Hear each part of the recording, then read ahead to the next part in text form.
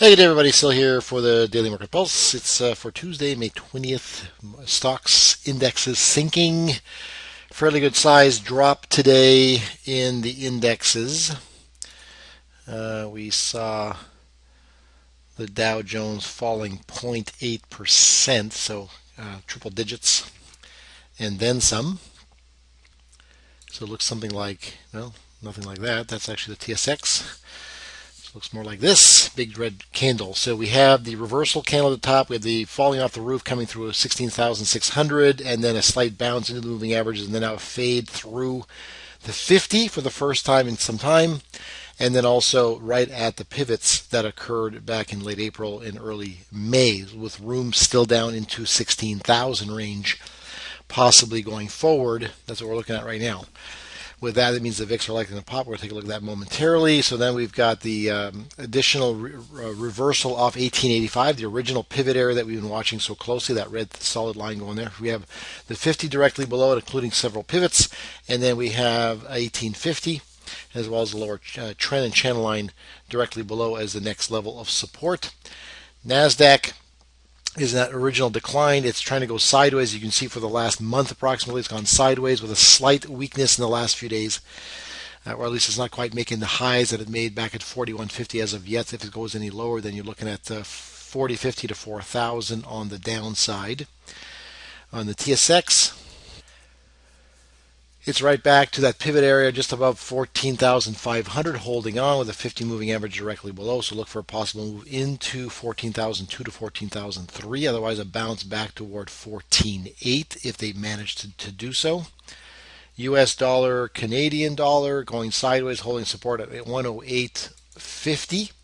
Currently, the euro holding the same thing at about 137 currently as well. The treasuries, after a couple days of a pullback, have held the 8 moving average, including approximately 137, and looking for the likelihood of bouncing higher, going back toward 138, 139 on the upside. The Japanese yen seems to be stuck here at 98.85 as resistance, still looking for higher levels into 99 plus. Going further forward, gold and silver bounced slightly today. They had a decent high. They came off those highs within the resistance area back toward yesterday's close, but still looks reasonable in terms of the bulls or the buyers present and attempting to make some kind of a comeback and reversal back to the upside. As we look at silver, same thing, slight rise in green pricing today, but not so much a green candle, but nonetheless finishing positive for the day, looking a lot like we just mentioned on gold, where there was a nice bounce back. We get a new high for the last couple of days and holding support across 1935 for now, and trying to get closure above 1950 and maybe back toward 2050 again in the future. Oil finished up. It actually has come through that upper Bollinger Band now. That band is now opening. A nice move here after our decline into the moving averages just a few days ago, back over 102 and almost at 103, looking for 104 to 104.50 at this point as the next target.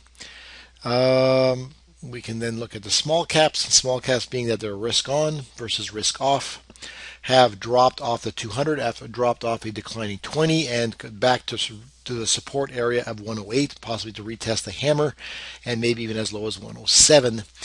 Next, the VIX. As stated, a slight bounce. It's showing a bullish Hadame, meaning the selling may be over. There's room, of course, to 14 and a quarter, 14.50, and as high as 16, 17, and 18.